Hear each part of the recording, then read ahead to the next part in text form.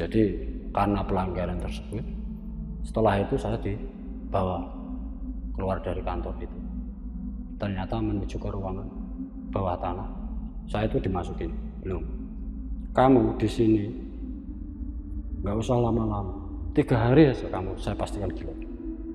7 hari mungkin kamu ruang isolasi itu cuma ada WC saja, bukan dari keramik, cuma plesteran gitu, dilubangi gitu. Nah, terus ada ember satu sama gayung. Nah, di sebelahnya lagi, sebelah atas WC ini kan ada seperti kotakan gitu. Kalau mau ngasih makan, jatah makan lewat situ? Iya, lewat situ. Jadi selorokan ke bawah gitu. Itu ada suara orang itu mengetuk pintu sel gitu. Wang. Akhirnya saya ngintip. Tahu-tahu itu ada yang jatuh dari atas. Wah, itu kepala lagi. Jadi wajahnya itu dia ada rahangnya, tapi kulit kepalanya itu terkelupas gitu loh. Terkelupas. Jadi dia melototi saya juga melototi dia.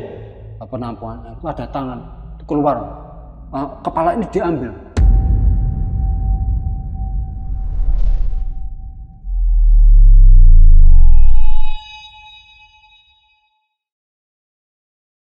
Guys, jadi waktu itu gue pernah nonton film Indonesia yang judulnya itu Bangsal Isolasi. Dan mungkin kalian juga pernah ada yang nonton.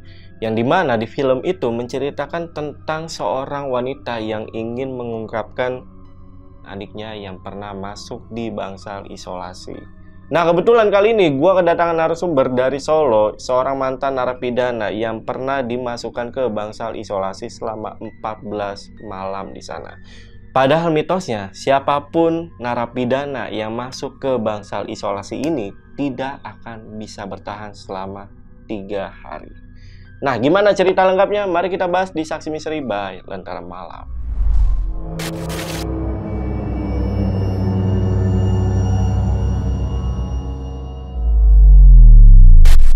Oke guys, di sini udah ada narasumbernya, namanya Mas Aris. Kita sapa dulu aja. Mas Aris, apa kabar Mas? Baik. Baik ya Mas ya? Baik. Terima kasih sebelumnya udah datang jauh-jauh dari Solo ke Jakarta ya Mas ya? Ke studio kita.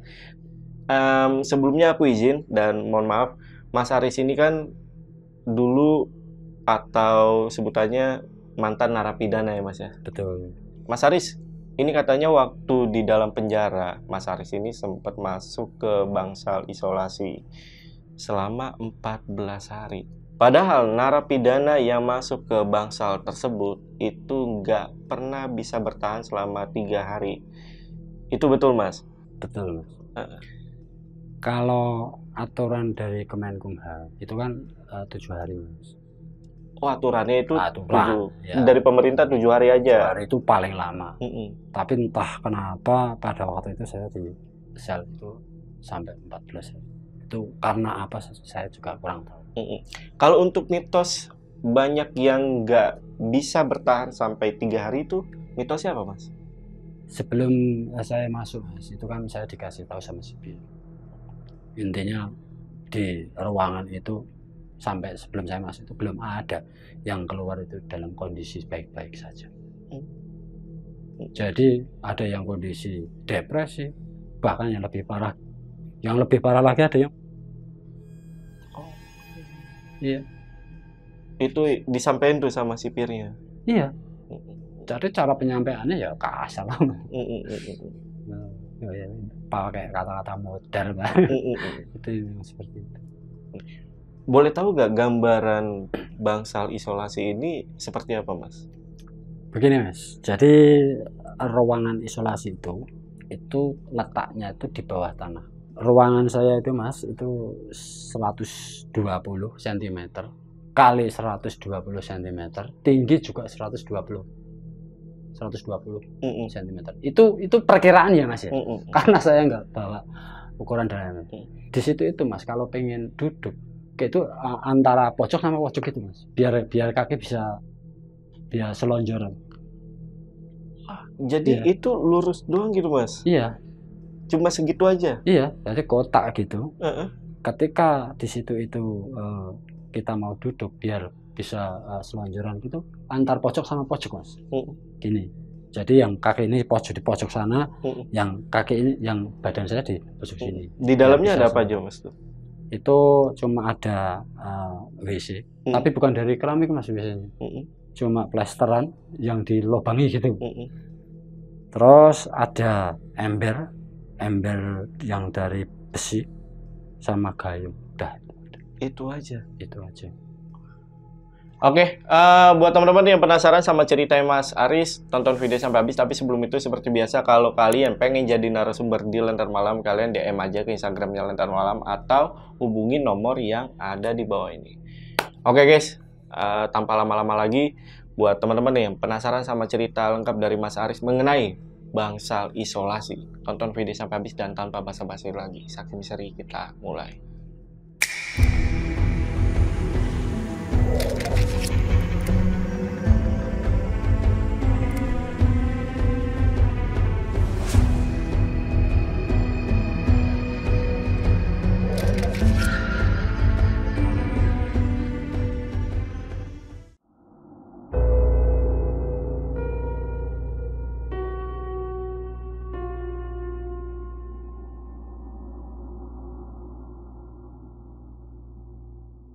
Cerita itu berawal terjadi tahun 2011. Itu saya ingat betul, itu bulannya itu bulan September akhir. Di situ kan saya terlibat perkelahian sama seseorang.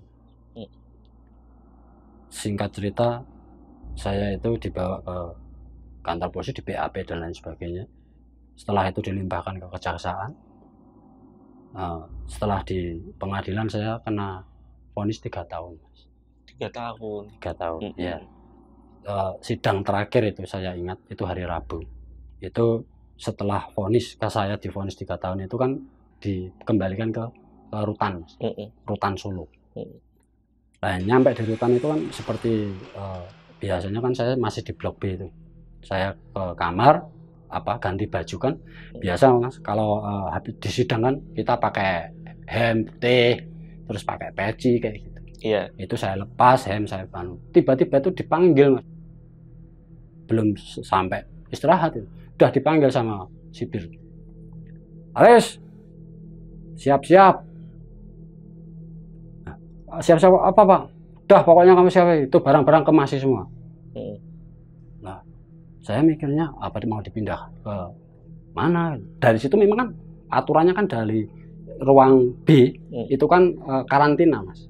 Itu kan sudah divonis, sudah vonis keluar itu kan pindah ke blok B, ke blok C, B, D dan lain sebagainya. Ternyata saya disuruh ke kantor. Di situ saya dibilang kalau saya mau dikirim ke, dari berangkat dari Solo itu kira-kira jam 2 siang, nyampe ya jam 5 lebih lah. Nah di situ saya udah nyampe, itu saya turun, biasalah di kantor. Nah setiap napi datang kan ditanya-tanyai dulu gitu. Saya disuruh push up, ya dikasih salam olahraga lah mas bahasanya. Ya, beberapa kali. Habis itu saya langsung diarahkan ke klinik. Nah, di klinik kan di check up setiap napi yang datang kan memang prosedurnya seperti itu, di check up kesehatan, punya penyakit bawaan apa tidak. Setelah dari klinik saya diarahkan lagi, suruh masuk ke kamar nomor 4 blok C. Ya, saya di situ naruh barang. Habis itu keluar mas, karena belum tutupan blok. Keluar. Di situ saya dideketin sama seseorang. Yang pada waktu itu saya juga nggak tahu itu siapa nggak tahu. Tapi dia ngomong sama saya gini, kamu warga binaan baru, kamu udah tahu peraturan di sini? Udah pernah dengar? Udah dikasih tahu? Apa belum? Kalau belum, setiap warga binaan baru, warga baru di sini ada iuran. Nah, Itu saya tanya, iuran apa bang? Ya iuran bersih-bersih, iuran apa, iuran lah. Kamu di sini pengen aman nggak? Pengen nyaman nggak? Kalau pengen nyaman ya udah nggak usah banyak tanya. Udah, karena waktu sudah menjelang mau maghrib, itu kan seperti biasa mas, apa berhitung jejer lah. Mau masuk kamar itu kan sama petugas disuruh berhitung, mulai dari 1, 2, 3. Kebetulan pada waktu itu saya kan paling belakang. Pada waktu itu penghuni kamar blok C nomor 4 itu 38 orang. Nah, ketambahan saya jadi 39. Setelah masuk mas, saya sama orang yang tadi ngomong itu disuruh perkenalan. Warga baru, perkenalan dulu. Ya bang. Udah, saya di situ berdiri, ya udah. Perkenalkan, nama saya Aris. Kasus 351. Vonis 3 tahun. Ya udah, itu saya di situ saya muter, disalami semua mas. Setelah itu saya duduk. Oh, kok udah duduk? Yang nyuruh siapa? Diri lagi. Itu sama napi mas yang itu. Ya udah saya berdiri. Nyanyi apa bang? Terserah kamu mau nyanyi apa. Garuda Pancasila, saya nyanyi Garuda Pancasila mas. Iya. Udah, setelah itu saya duduk mas. Dia deketin. Gimana? Yang tadi sudah saya sampaikan. Kamu dibesuk hari apa? Nah itu saya jawab. Saya nggak dibesuk bang. Nah terus? Nah memang saya nggak dibesuk. Nah, terus gimana? Apa yang tadi yang sudah saya omongin di luar gimana kelanjutannya? Ya intinya saya nggak bisa bang. Kalau kamu nggak bisa, berarti kamu sudah siap dengan segala konsekuensi. Maksudnya bang, kamu lihat saja. Konsekuensi apa bang? Ya kamu nggak dapat jatah makan, nggak boleh ngerokok, terus di situ kamu harus tidur dekat WC, pagi dan sore harus membersihkan WC selama 3 bulan. Nah itu saya jawab bang, itu pakai bahasa Jawa, maaf ya bang, ora sudi, ada kayak bayi wingi sore mbak atur lah, aku sopo. Itu translasinya gini bang, bahasanya. Enggak mau nih bang, kita sesama napi ngapain kamu atur saya? Kamu kirain saya takut sama kamu? Itu kan saya bilang gitu. Saya nggak takut sama anda, sama kamu nggak takut bang. Saya keluar masuk LP itu bukan hanya kali ini saja. Sebelum-sebelumnya saya sudah pernah. Ngapain kamu atur-atur? Kalau soal uang, jujur saya nggak punya uang. Bukannya saya nggak punya uang, tapi saya memang nggak mau ngasih kamu. Saya di sini istilahnya sesama napi, ngapain kamu ngurus saya? Nah, di situ tuh dianya nggak terima. Saya tuh ditendang. Kamu ngomongnya nggak enak, buat. Saya masih diam mas itu. Apanya mas Aris? Ini. Saya kan duduk, dia berdiri. Buang, ya, saya pikir ya udah enggak apa-apa. Tapi dia tuh sambil meludah gitu loh, sambil meludah gitu loh. Nah itu saya nggak terima mas itu. Saya langsung berdiri, langsung saya dorong. Wah di situ terjadi keributan mas. Terjadi keributan. Sipirnya Pak Blok itu dengar kalau di kamar blok C nomor 4 itu ada keributan. Udah kudak. Ngapain ini? Rame-rame. Bisa berhenti gak? Berhenti masih. Udah berhenti. Tapi saya masih diludah lagi. Ya orang-orang itu intinya ngancam. Ya dilihat ya. Ntar kalau udah malam. Oh sempat digituin. Lihat nanti aja. Kalau sudah malam gitu. Oke. Ya kalau bahasa Jawanya tak entek nih. Apa itu? Nah jadi nanti kamu sahat. Gitu. Nah dari itu kan saya tuh bisa istilahnya ya melihat orang-orang sesama penghuni itu ya sebagian memang nggak suka sama saya. Itu terlihat dari cara dia melihat, cara dia merotot gitu loh mas. Nah di situ saya tidur mas, tidur tapi sama mata yang terpejam tapi perasaan nggak tidur. Nah saya tuh dengar ada suara langkah kaki udah malam jam 1. Itu benar mas, ternyata orang yang tadi minta uang itu bawa gagang sikat itu. Hah? Gagang sikat yang sudah di lancip gitu ya. Itu digini kan ini sampai sekarang masih ada bekas. Oh iya. Digini iya ini dasar refleks mas. Wah ngapain bang kamu? Di situ dia kan mukul. Wah di situ sampai terjadi pergulatan. Saya sampai berhasil ambil gagang sikat yang dia pegang. Refleks entah gimana itu saya gitu kena sini mas, sampai sini. Di situ kan saya dikeroyok mas, dikeroyok sama teman-teman Jos dari belakang dari intinya saya juga ngelawan. Sebisa mungkin saya ngelawan. Di situ Pak Blok dengar lagu mas. Pak Blok itu sampai bilang gini mas, bajingan anyaran nih, gak reseh. Napi baru bikin resep karena gagang sikat yang pegang saya mas. Orang-orang itu jadi istilahnya adu argumen di situ mas. Orang-orang itu alibinya ngomongnya sama sipirnya bahwa ini yang bawa saya. Loh saya juga jawab mas. Loh saya di sini napi baru masa saya bawa kayak gini. Ini loh pak, ini punya mas itu, punya orang itu. Saya bilang gitu mas. Tapi karena saya kalah adu argumen, akhirnya saya dibawa keluar mas. Bawa keluar sampai di kantor, ya seperti biasa mas, di salam olahraga. Bubuk itu bahkan saya dilakban mas. Itu saya di mata saya ditutup lakban gitu loh mas. Ya. Jadi itu yang mukuli orang berapa sampai saya nggak tahu di dalam kantor itu. Tapi yang mukulin di situ itu sipir. Oknum sipir ya? Oknum sipir. Jadi karena pelanggaran tersebut, istilahnya setelah selesai mukulin itu, lakban ini dilepas. Dilepas. Entah sipir itu ngomong apa, ngobrol apa di sebelah ruangan gitu. Setelah itu saya dibawa keluar dari kantor itu.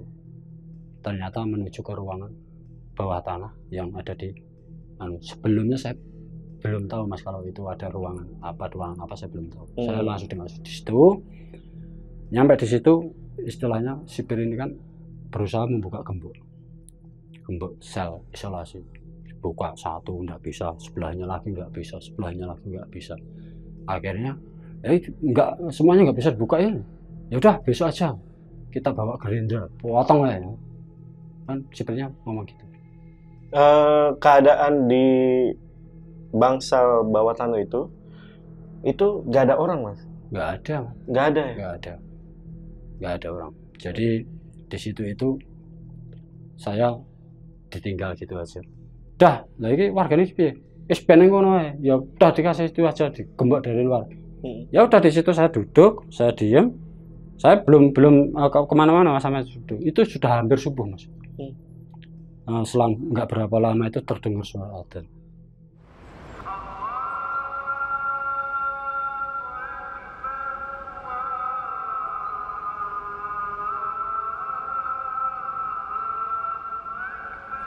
Setelah kira-kira jam 10 pagi mas, itu sipir masuk lagi bawa gerindra beneran, dan itu gemboknya dipotong pakai gerindra. Itu sipirnya masuk ngecek kerannya itu masih hidup apa enggak. Saya itu dimasukin, belum, kamu di sini nggak usah lama-lama, 3 hari aja kamu, saya pastikan 7 hari mungkin kamu lah emang ada apa kamu di sini gitu. Dia pergi. Nah ruangan itu mas, itu lorong panjang kira-kira ya 30 meter. Itu di lorong itu ada sel. Jadi letter L gitu mas. Nah di situ itu kebetulan saya dikasihkan yang ujung sebelah utara mas.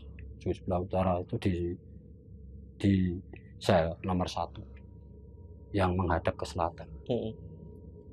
Nah di situ itu ada 3 ruangan mas. Ruangan itu 1, 2, 3 ya. Itu ada 3 ruangannya besar-besar itu. Yang sebelah utara itu buat genset. yang kamar tengah itu ruangan, itu bukan kamar. Kalau kamar kan kecil, itu ruang. Itu buat tampungan air. Ada pompa airnya itu juga. Kalau siang dia hidup gitu. Oke. Nah, yang sebelahnya lagi itu buat naruh barang-barang bekas. Nah, di situ Mas, di lorong itu kan gelap, jadi kita tidak bisa melihat ini siang apa malam. Itu nggak bisa melihat karena itu di bawah tanah. Nggak ada cahaya sama sekali masuknya. Itu ada lampu Mas. Lampu ada 2. Oh, lampu itu aja. Ada lampu 2, tapi cuma lampunya juga kecil. Nah, di situ itu lampu itu siang malam hidup terus pokoknya, nggak pernah mati. Nah, di ruangan isolasi itu cuma ada WC saja, bukan dari keramik Mas. Cuma plesteran gitu, dilubangi gitu. Nah, terus ada ember 1 sama gayung. Nah, di sebelahnya lagi, sebelah atas WC ini kan ada seperti kotakan gitu. Kalau mau ngasih makan, jatah makan lewat situ? Iya, lewat situ Mas. Jadi dari atas di selorokan ke bawah gitu. Oke. Gitu. Ya, nah di situ itu. Setelah itu Mas, itu kan menjelang malam, ada bau busuk. Itu ada suara-suara kayak orang nangis, kayak ada yang tertawa, suaranya itu macam-macam. Sampai di situ ya saya penasaran, itu suara apa? Saya itu masih mengira kalau itu suara di ruangan lain atau apa gitu. Tapi saya juga merinding juga Mas di situ. Walaupun saya itu nggak bisa mengingkari, saya tahu. Setelah kira-kira jam 9 malam Mas, itu ada suara melengking Mas. Kurang tertawa tapi melengking gitu loh. Ya tertawa. Itu dianya keluar dari ruangan nomor 2, dari tempat penampungan air. Itu sebelum keluar itu dia sebelumnya ngintip gitu Mas. Ngintip gitu. Saya kan masih penasaran, pengen tahu juga. Itu kan saya Mas, tidur, jadi duduknya saya itu kaki saya di atas WC, badan saya justru di dekat pintu masuk sel itu tadi. Sambil lendetan gini, kan bisa lihat luar. Iya. Nah, itu ada suara itu kayak nangis. Sehabis nangis itu tertawa Mas. Makhluknya itu beneran muncul Mas. Itu sosok perempuan. Ya bajunya itu kumbal, rambutnya itu ya panjang ya segini lah.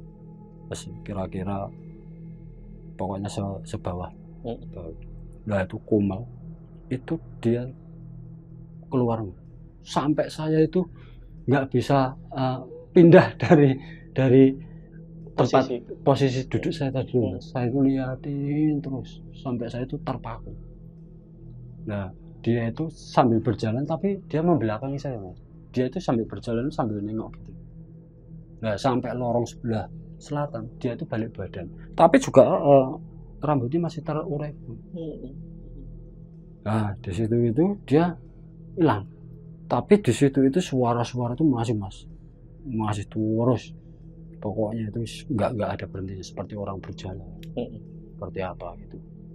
Nah, itu saya setelah sosok itu pergi, saya baru sadar, maaf ya Mas, saya itu ikut cara bahasa Jawanya itu miso. Opo nggih. Saya sampai gitu, sampai nggak istilahnya itu mau beranjak dari pintu itu aja sih. Waktu makhluk itu masih terlihat itu nggak bisa. Nah, setelah makhluk itu sudah hilang, saya baru sadar, seperti kesadaran saya itu pulih kembali gitu. Kayak itu tadi apa ya? Saya itu masih bertanya-tanya Mas, nggak percaya dengan apa yang saya lihat. Nah, di situ itu nggak selang berapa lama kan, ada suara kayak orang berbaris gitu loh. Nah, itu truk suara orang berbaris itu. Nah, itu kedengeran tapi di jauh. Sampai pagi saya itu dengar suara adzan. As-salatu khairun minan naum, itu kan tanda adzan subuh. Saya lega mas, itu lega kalau udah pagi itu, jadi rasa takut itu udah hilang. Malam berikutnya mas, jadi posisi kalau saya itu mau duduk, biasa duduk sambil tidur itu sampai posisi itu saya geser, jadi kaki saya taruh di pintu masuk, ini badan saya itu di atas WC, jadi duduk di situ mas. Kalau kan ruangannya kan sempit mas, jadi kalau duduk kan nggak bisa jadi harus antar pojok sama pojok biar bisa selonjor. Wah anjir, ruangannya berarti iya. Ini doang mas? Iya. Apa? Iya. Manjang gitu doang ya? Iya. Jadi harus memojok ini. Nah sampai di situ mas, saya kan istilahnya dengar suara-suara dari sore itu, dari sore mas, itu sudah bau busuk itu muncul lagi bau busuk yang bahkan itu sangat menyengat, bahkan saya sampai mual, sampai saya itu istilahnya nggak tahan dengan baunya ya teman. Itu suara-suara apa itu segala macam mas, itu suara itu hampir tiap malam selama 2 hari itu terus dengar masif seperti benda. Kalau benda itu ada yang dilempar. Sempat ada yang dilempar. Sempat ada yang dilempar. Jadi setelah adzan jam 7 malam itu benda itu dilempar, besi kayak kaleng gitu, lontang gitu. Nah, setelah itu mas, tiap malam itu seperti itu terus. Sampai saya kan mas, lama-lama kan ya risih juga. Tapi saya jujur mas, saya takut. Tapi walaupun kita takut kan kita nggak bisa lari kemana-mana. Mau nggak mau harus dihadapi. Nah di situ itu malam kelima mas itu.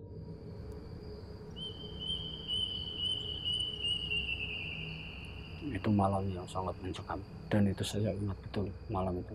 Dan itu malam yang betul-betul saya itu, maaf ya mas, sebelumnya saya kan nggak pernah mas dikir, tapi di malam itu mas saya dikir. karena gini, saya itu kan saking seringnya dengar suara-suara orang nangis itu kan sampai saya abaikan mas. Jadi seperti yang saya bilang dari awal tadi mas, saya kan tidurnya tuh saya rubah mas posisinya, kaki saya taruh di depan pintu masuk, ya badan saya selonjorkan di atas WC. Di situ itu intinya ya saya memejamkan mata gini, udah suara itu saya abaikan, intinya saya abaikan. Itu makhluk itu memaksa saya harus lihat, mungkin gitu. Tahu nggak mas, tiba-tiba itu kaki saya, karena saya memejamkan mata, kaki saya itu kayak dipegang gitu, digerayang gitu. Saya kan seketika itu saya kan bengok, wah. Nah di situ itu saya kan seketika mata langsung melek. Tahu nggak mas, di samping kaki saya itu ada kepala. Iya, ada kepala. Kepala itu rambutnya panjang, mukanya itu merah. Dia tuh juga punya mata mas, dia melotot sama saya, tapi nggak punya rahang ini. Jadi saya itu mau mindah kaki juga sampai nggak kuasa loh. Melototin saya juga lihat dia. Nah setelah dia tuh gelunduk, saya kan gini mas, gelunduk kaki baru saya tarik, saya tuh lihat gini mas. Nah dia tuh gelunduk, nah, sampai di depan pintu penampungan air. Oh jadi dia dari dalam sel dia gelundung sampai keluar? Enggak, sampai di depan penampungan air. Iya. Berarti itu, nembus itu kan ya, nembus? Enggak, mas. Jadi di situ itu kan dia memang di luar mas, di luar. Oh posisinya di luar kepala di luar, itu? Di luar. Itu kan masih terhalang besi. Dianya di luar besi. Di situ saya gelunduk. Itu sambil tertawa loh mas. Dia gelundung. Wah, gitu. Saya kan tepuk mas. Allah Akbar. Saya sampai seumur saya dikir baru itu. Allah Akbar. Itu dia ada tangan. Setelah kepala ini berhenti mas di depan pintu penampungan air, itu ada tangan keluar mas. Kepala ini diambil. Lah, sosok ini keluar kepalanya memang nggak ada. Jadi kelihatan badannya separuh gitu loh. Terus kok balik lagi situ. Allahu Akbar, Allahu Akbar, Allahu Akbar, Allahu Akbar. Sampai makhluk itu hilang. Setelah itu Mas, itu bau busuk, bau apa itu juga tahu-tahu hilang. Tahu-tahu hilang. Di situ itu saya perhatikan makhluk yang mungkin ya Mas, mungkin yang karena bau busuk itu yang orang-orang yang istilahnya mungkin arwah-arwah yang dulunya itu dieksekusi di situ. Mungkin karena itu ruangan bawah tanah Mas. Di situ di sel isolasi. Pada waktu itu LPS itu kan tempat tahanan politik Mas. Jadi tempat eksekusi ya di situ. Tempat orang di situ. Sosoknya ini yang tadi kepala perempuan atau laki-laki Mas? Laki-laki yang ini. Laki-laki. Nah, itu malam berikutnya Mas.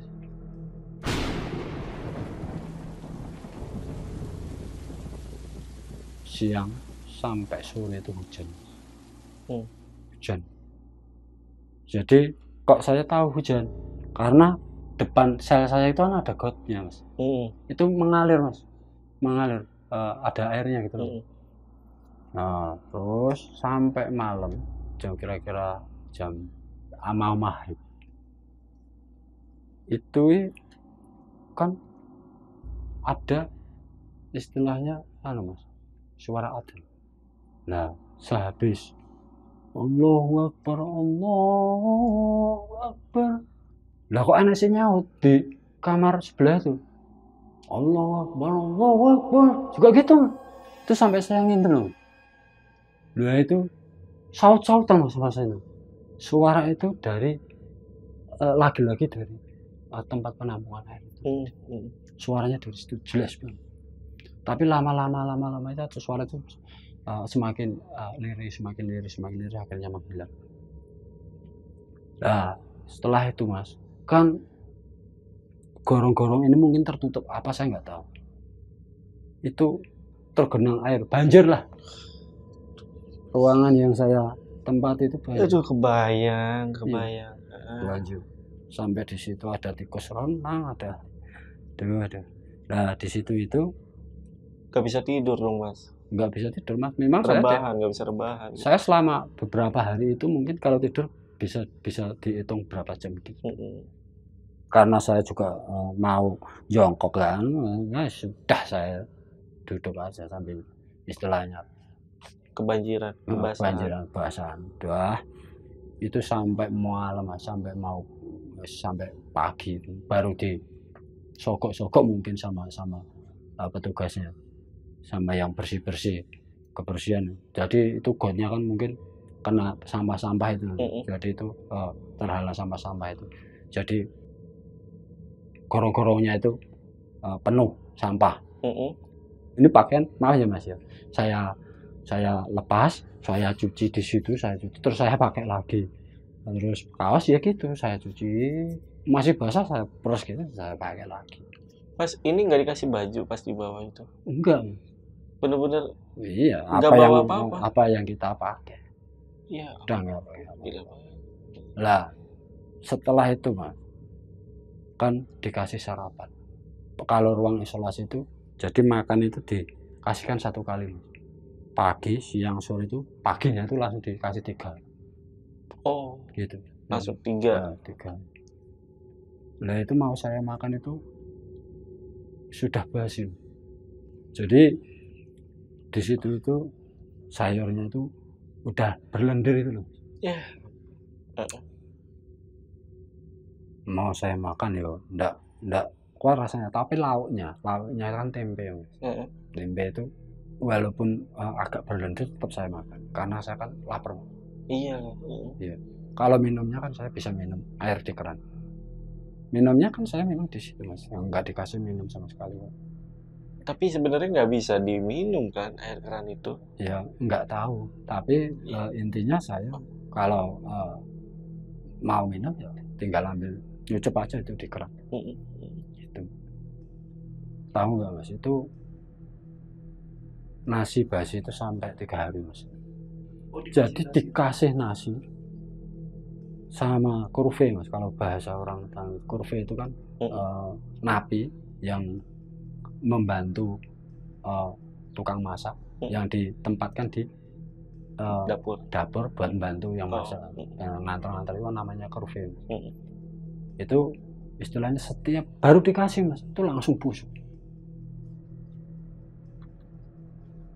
Pertamanya kan saya belum tahu, keduanya itu kan langsung saya cobain busukku itu, saya teriak, ini sih nasinya basi, tapi dia nggak dengar mas, percuma sih kita ngasih tahu itu beneran basi. Itu di hari keberapa Mas Aris baru dikasih nasi basi gitu? Enggak, sebenarnya enggak dikasih nasi basi. Entah anak ada apa. Okay. Sebenarnya itu enggak dikasih nasi basi. Memang itu dikasih makan seperti yang di atas. Warga binaan yang lain. Yang lain. Kalau warga binaan yang lainnya lauknya tempe, di situ juga tempe. Tapi enggak tahu entah anak karena ada apa. Itu setelah terjadi banjir terus ada suara azan, itu godaan itu jauh menurun mas, seperti hampir nggak ada. Ya kalau cuma suara orang tertawa kayak itu saya abaikan lah. Tapi yang bikin celaka ya ini mas, nasinya busuk ini.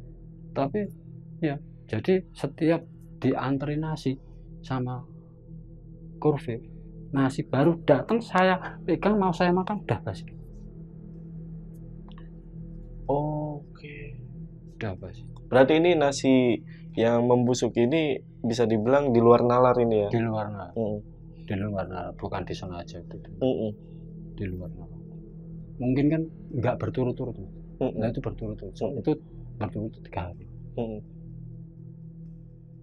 Malam setelah ke berapa ya itu 3 hari itu nasi busuk itu malam ke 8 itu kan saya sudah lapar mas, lapar, ya mau makan ya tidak ada yang dimakan itu. Tapi kan lauknya kan beda-beda mas, itu di situ masih ada ikan asin itu mas, tapi itu udah berlendir, tapi ya terpaksa saya cuci saya makan, cuma ikan asinnya toh saya makan dan udah saya lapar di situ mas. Saya itu sampai karena ya nahan lapar nahan dingin, badan saya itu demam,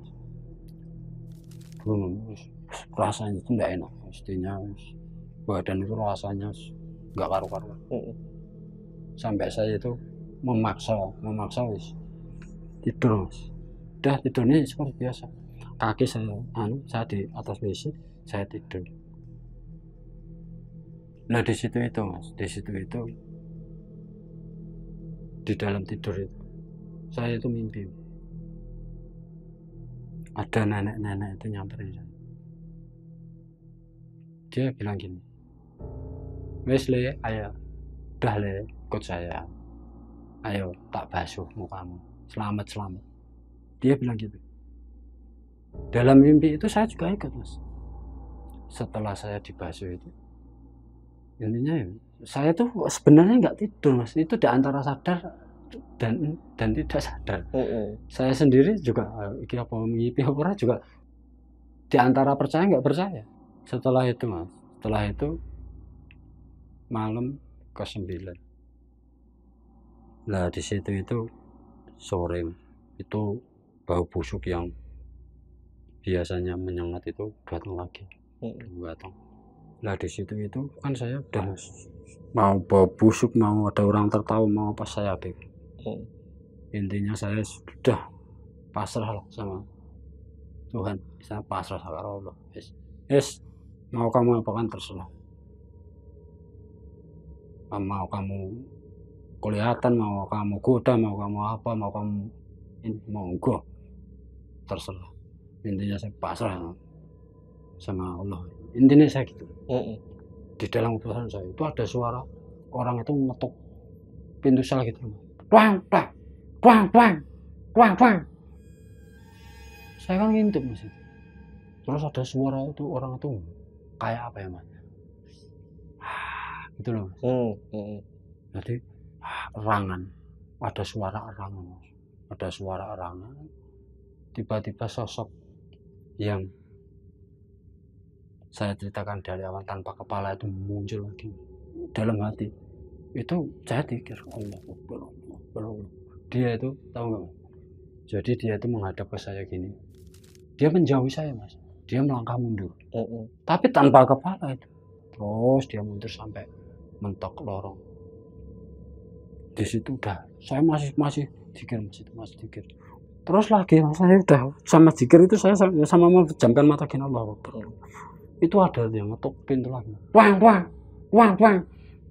Itu saya semakin keras Mas. Akhirnya saya ngintip gini di dekat saya, ngintip gini. Tahu-tahu itu ada yang jatuh dari atas. Blok! Itu kepala lagi. Kepala lagi. Jatuh dari atas. Nah, di situ itu kepala yang ini beda sama yang sebelumnya. Awal sebelumnya. Yang ini itu. Jadi wajahnya itu dia ada rahangnya. Tapi kulit kepalanya itu terkelupas gitu loh. Terkelupas. Dan bau busuk yang menyengat banget itu. Kulit kepalanya itu terkelupas. Jadi dia itu juga sama seperti yang pertama. Jadi dia melototi saya juga melototi dia. Allah. Saya sampai situ saya itu masih dikir. Saya itu maaf ya Mas, seumur dikir begitu. Biasanya saya kan orangnya, ya maaf, saya tuh nggak pernah melakukan sholat apa, memang kehidupan saya di jalan. Saya itu menyebut nama Allah itu. Bahkan selama hidup saya itu sholat itu boleh dibilang 30 tahun terakhir, bahkan 35 tahun belakangan nggak pernah sholat. Tapi pada waktu itu saya nggak mau di situ itu Mas, karena godaan terus menerus, dan di situ itu apa Mas, dipaksa kita itu dipaksa harus melihat. Kalau kita memejamkan mata, itu bagian tubuh kita yang digoda, dipegang langsung sama makhluk-makhluk di situ. Kalau seumpamanya dia nggak ganggu fisik, nggak megang langsung, kayak seumpamanya Mas lagi istilahnya dipegang gitu loh, kira-kira kan juga iya. Mau ndak mau kan mata pengennya melihat, buka mata. Di dalam hati itu istilahnya saya memang sudah pasrah, tapi karena kemunculan sosok tadi, badan saya yang sebelumnya itu nggak enak itu jadi sembuh, jadi segar karena kaget. Karena kaget. Iya, jadi sembuh. Yang bikin kita itu istilahnya ngilu itu bau busuk. Busuknya itu lain dari yang lain Mas, itu nggak bisa diceritakan dengan kata-kata. Kalau bau busuknya bangkai tikus kita biasa saja, tapi itu bau busuk yang benar-benar busuk.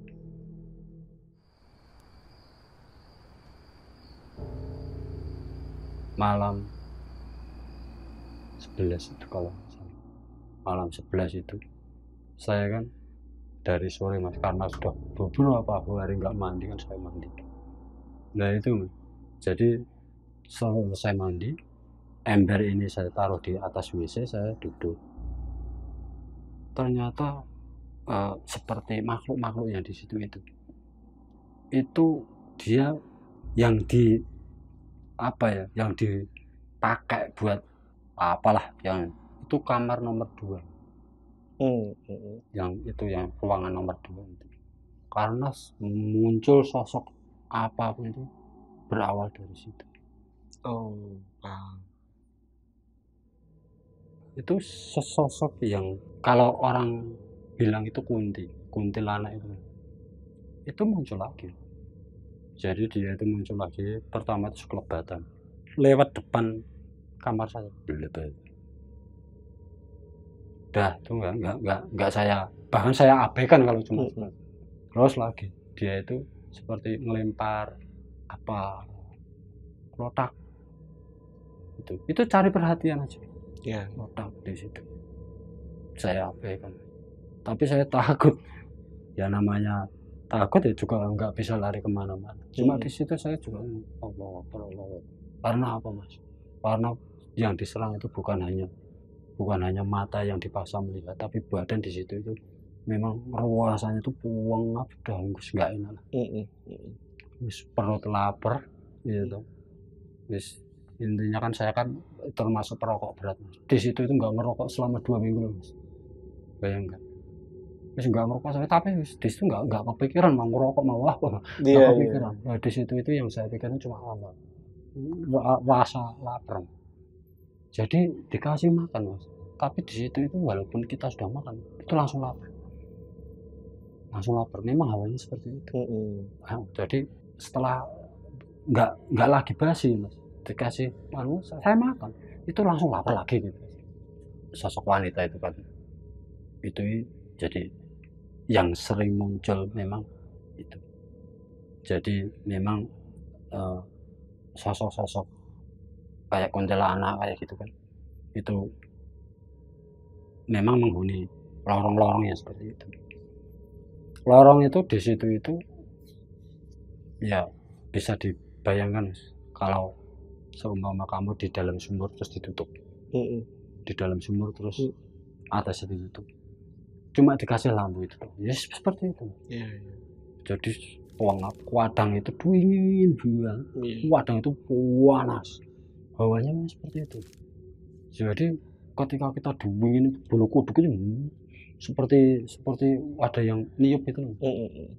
Itu. Dan di situ itu suara erangan yang saya itu kan suara erangan. Itu kayak orang kesakitan tapi gimana ya mas? Saya nggak bisa diungkapkan dengan kata-kata pada waktu itu. Itu yang jelas sosok itu mas.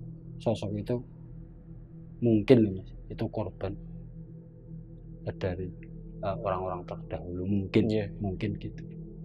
Setelah itu kan saya sebenarnya nggak ingat mas, itu nggak ngitung hari sih sebelumnya. Itu terakhir mas, itu ada sosok itu pendek, dia itu kalau badannya kecil mas, tapi untuk wajahnya itu seperti orang hutan. Yang mas lihat nih, ini malam terakhir sebelum dikeluarin dari bangsal. Tapi badannya juga berbulu sih. Badannya juga berbulu. Seperti itu. Dan dia tuh cuma lari ke sana kemari, seperti ngejek gitu loh. Gitu. Jadi ke sana kemari, saya juga gitu loh, Mas. Setiap dia lihat gitu. Allah, bangku ngopo. Saya sampai gitu, Mas. Nah, setelah itu, Mas, setiap di situ itu setiap saya tuh dengar suara adzan sholatu khairun minan naum itu rasa mak pelong wis nangis gitu. Jadi di situ itu memang mencekam. Nah setelah keluar dari situ saya kan nggak tahu itu hari keberapa, intinya gini, sipir itu datang. Nah langsung atau 4 orang langsung 4 orang datang. Oh, nggak apa-apa no, dia bilang gitu. Cik waras no, hebat teman gue, kamu hebat no, di sini 2 minggu loh sehurip gitu mas, masih hidup, kamu ternyata hebat juga loh. Di sini 2 minggu 14 hari ternyata kamu masih hidup. Wes tak tokne, dah saya keluarin. Terus dia buka gembok, saya dikeluarin. Tapi dia gini, oh ini bosok ya, ini kok bau busuk ya apa ya? Udah mas, kan karena mungkin bapak sipir-sipirnya itu mungkin ya mengira ruangan situ memang baunya busuk. Saya keluar mas, sekarang saya kan sampai di luar itu kok ambune busuk, kok baunya busuk gak hilang-hilang ya. Kowe nek sing mambu, kamu nek yang bau busuk. Dia tuh suruhan sama temennya, suruh ngambilin baju, kaos sama celana ya. Saya disuruh mandi mas. Nah di situ saya ketika disuruh mandi, terus habis itu kan saya dikeliling lagi, diperiksa kejiwaannya gimana. Itu dokternya sampai pakai masker Mas. Itu nggak jadi diperiksa. Udah, itu cuma gitu toh Mas. Saya itu dikeluarin lagi. Padahal udah mandi nih ya. Udah mandi Mas. Lah, langsung masuk kamar. Yang pertama kan saya di blok C nomor 4 Mas. Saya dipindah Mas, ke blok D. Nah, itu jadi dikasihkan ke blok D itu nomor 2 di situ. Saya masuk Mas. Saya masuk orang-orang itu pada bisik-bisik. Iki toh sing Alkosel tikus. Ini toh, ini orangnya yang baru diisolasi. Tapi dia tuh sambil nahan bau gitu loh. Semua tuh setelah adzan asar itu saya dipanggil Mas. Dipanggil, dikasihkan ke ruangan yang lain lagi. Jadi ini cacah. Itu Mas bilang. Bocah-bocah, jare kowe mambu. Nih ya kowe mambu tenan. Mambu busuk tenan. Itu kalau artinya bahasa Indonesia gini. Itu anak-anak blok D bilang katanya kamu bau badan busuk. Ternyata kamu bau busuk beneran. Itu badan kamu kenapa kok bisa bau busuk ini? Itu dia panggil salah satu supir, suruh bukain kamar apa gitu. Saya dimasuki di situ lagi Mas. Tapi bukan yang di Bangsal itu, bukan Mas. Itu lebih besar ruangan, dia cuma ruangan agak besar sih.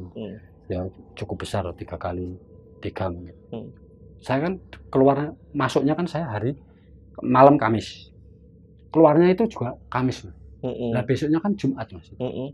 Saya itu kan dengar di masjid LP itu kan kalau setiap Jumatan gitu kan juga ada mubaliknya Mas. Juga ada ustadznya Mas. Nah saya itu titip pesan minta tolong kalau bisa ustadznya suruh sini bentar. Itu disampaikan beneran Mas sama si supir ini. Akhirnya ustadznya itu juga dia nyamperin saya. Ada apa Mas? Dia juga mungkin bau ya Mas. Dia juga, Pak, maaf ya Pak, saya cuma tanya. Saya tahu badan saya saat ini bau. Udah, Pak Ustadz di situ aja, nggak usah deket-deket. Gini Pak, saya mau tanya, kok bisa seperti ini gimana Pak? Gini Mas, udah ambil air wudhu, coba sholat, habis sholat doa minta sama Allah. Udah, bilangnya cuma gitu tok Mas. Dia terus pergi lagi. Ya, akhirnya saya juga apa yang dikatakan Ustadz itu saya kerjain. Saya juga ambil air wudhu, sholat, berdoa. Ya intinya berdoa sebisa saya. Tapi bau badan itu nggak hilang. Belum hilang nih. Belum. Sampai malamnya itu saya itu gini Mas, dalam pikiran saya, aku nek mambu terus ini terus kayak piye? Kalau bau badan saya itu nantinya nggak hilang terus gimana? Kan saya punya pikiran gitu Mas. Akhirnya saya tidur Mas. Tidur itu di antara sadar atau tidak saya itu mimpi orang tua yang tadi saya diisolasi itu membasuh wajah saya. Yang nenek-nenek. Yang nenek-nenek itu muncul dalam mimpi saya itu lagi.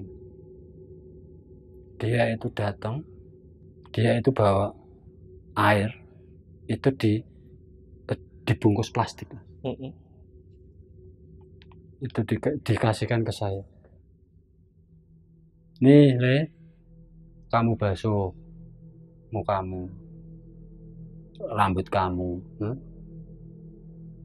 nanti lah mari gitu. Jadi sembuh gitu.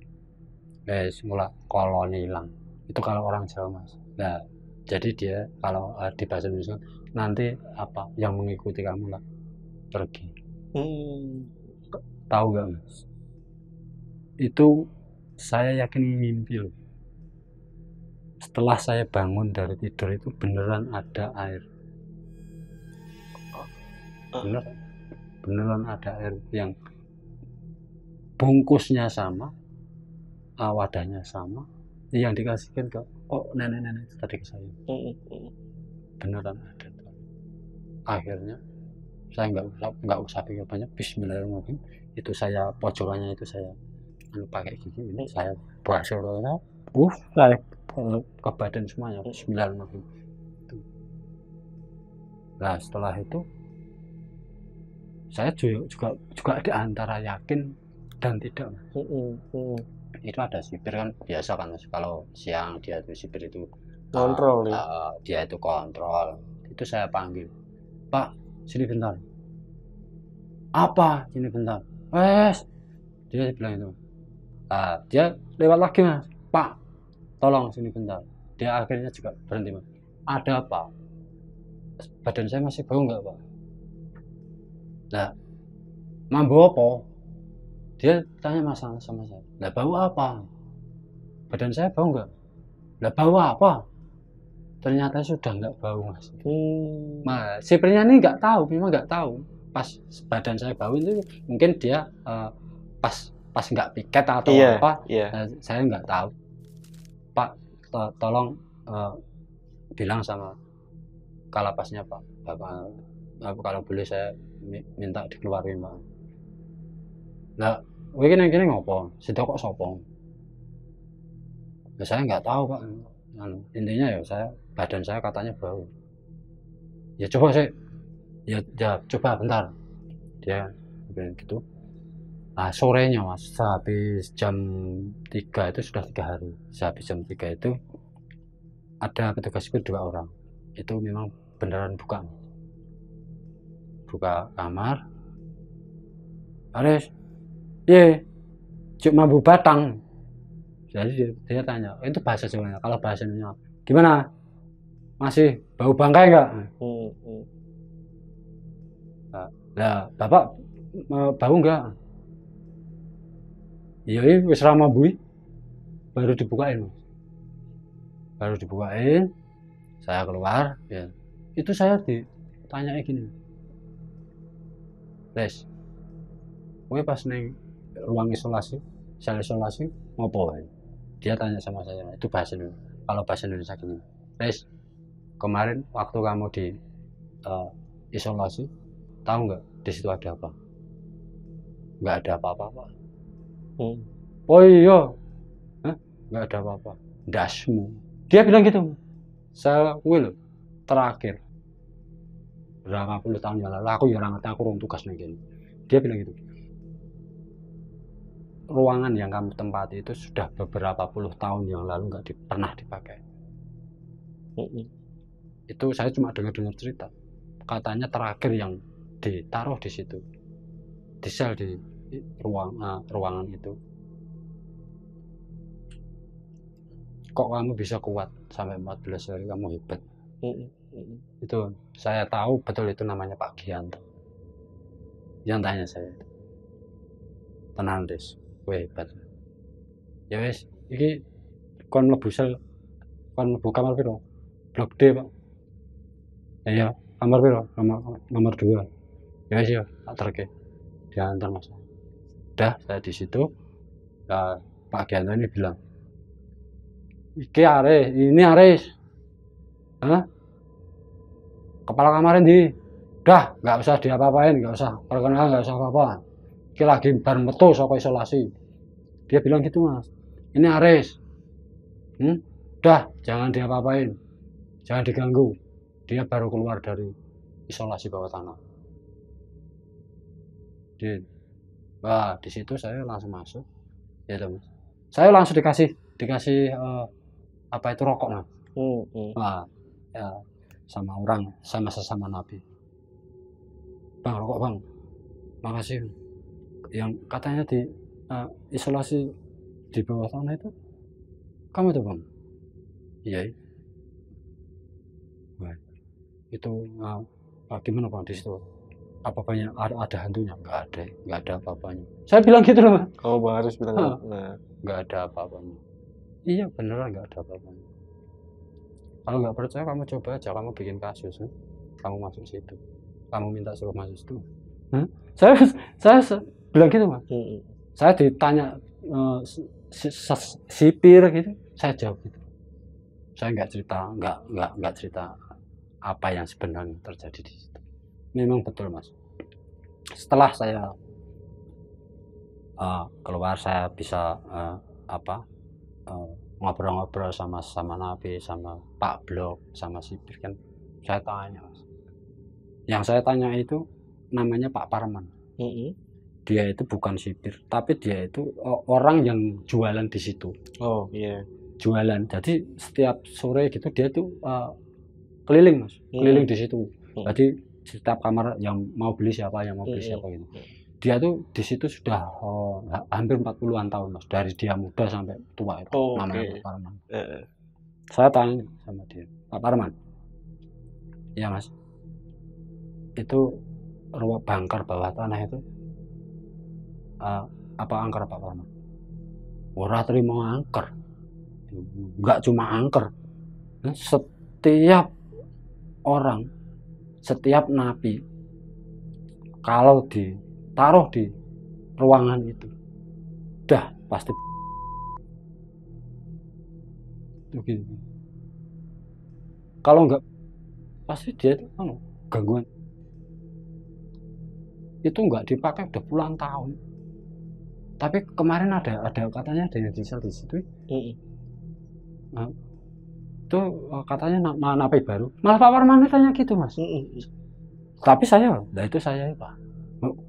Kamu tuh Mas. Iya, lah rasanya apa? Ya apa yang kamu rasakan? Rasanya apa ya Pak? Apa iya? Nah, aku loh pernah ngono kuwi. Jadi dia malah cerita Mas. Kan setiap keliling kan saya lewati pintu masuknya itu. Saya itu dipanggil, dia itu beli. Ya udah, karena dia beli nasi lele, tak kasih nasi lele. Nah itu tahu nggak? Itu setelah saya kasihkan dilempar lagi. Setelah dilempar itu kan dia bawa keranjang itu. Di dalam keranjang itu berubah jadi kepala.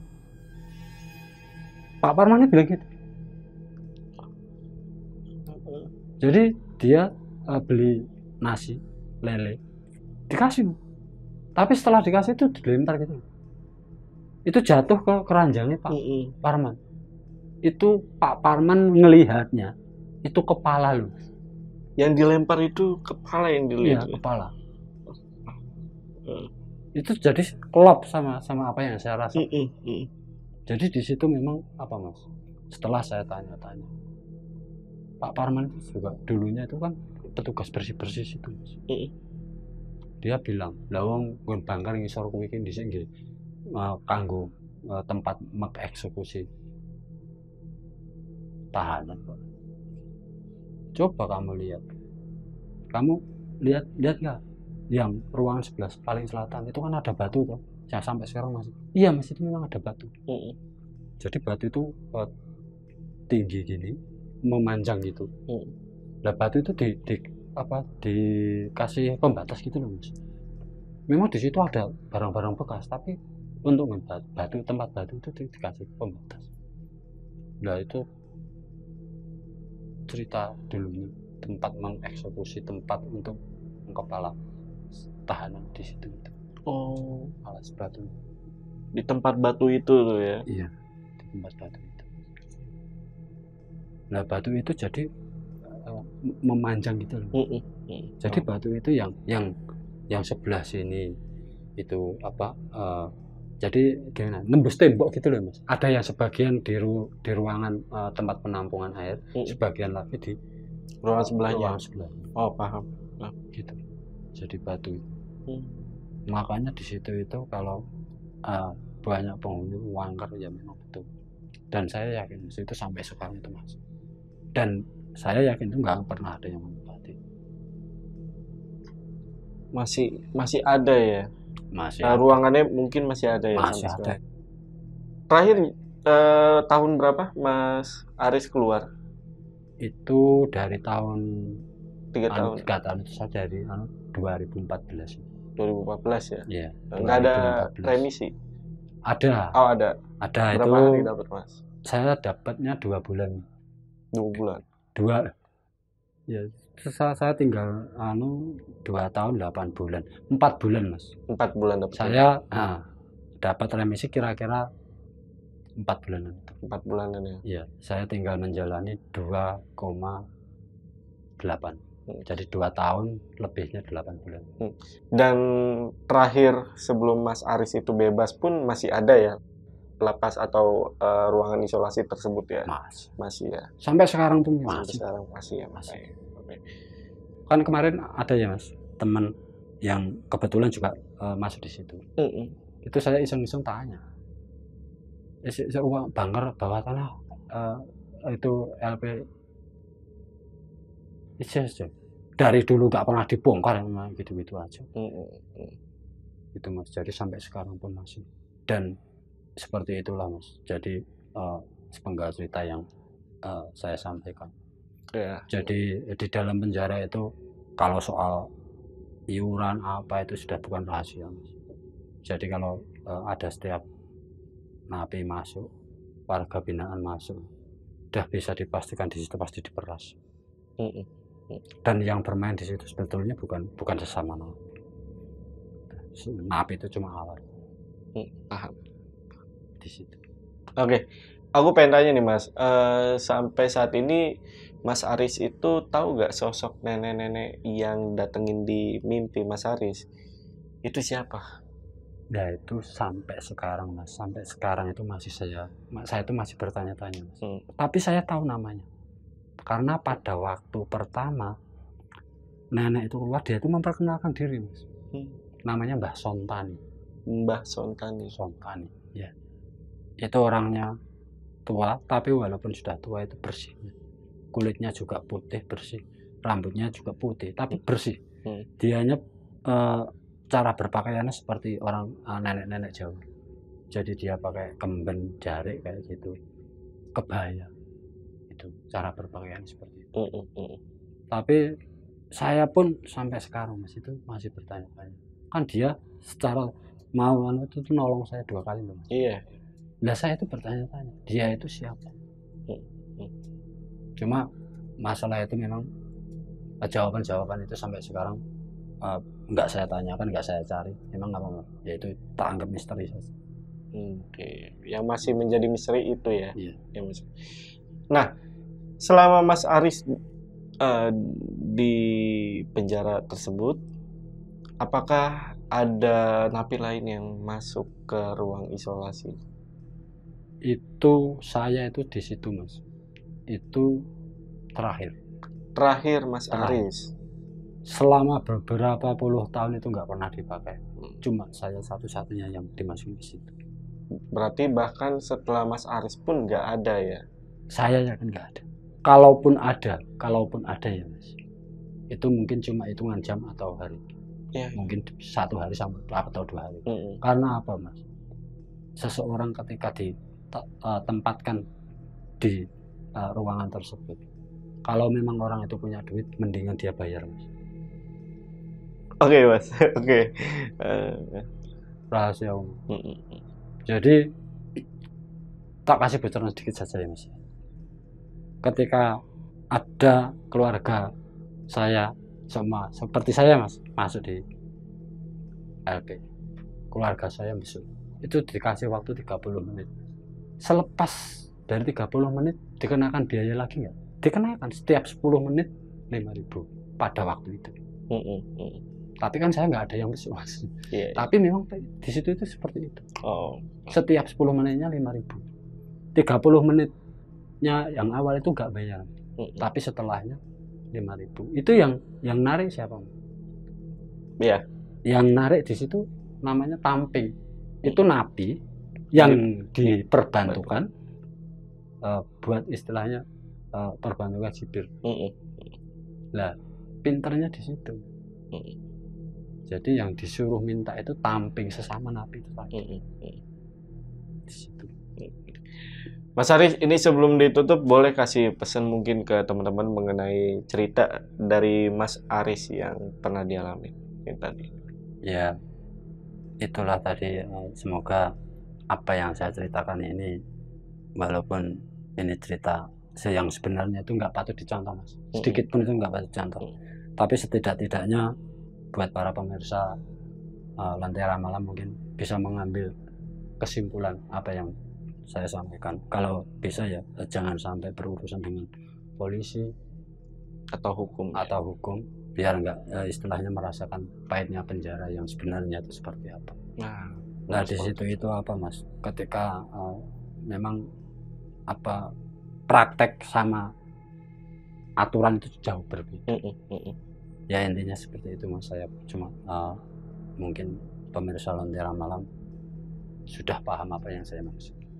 Oke, itu tadi pesan dari Mas Haris ya, yang intinya jangan sampai teman-teman itu merasakan yang namanya penjara atau kena hukum di Indonesia ya. Jadi ya hidup ya lempeng-lempeng aja, lurus aja. Ya, kalaupun ada permasalahan sama teman sama apa yang penting dibicarakan. Ya, itu tadi ya. Ya, dibicarakan dengan baik-baik lah. Nah, itu dia. Ya udah, Mas Haris, terima kasih sekali lagi udah jauh-jauh datang dari Solo untuk video kali ini. Gue rasa cukup. Gue Jamal dari Lentera Malam dan Mas Haris izin pamit. Ya, baik. Terima kasih, Mas.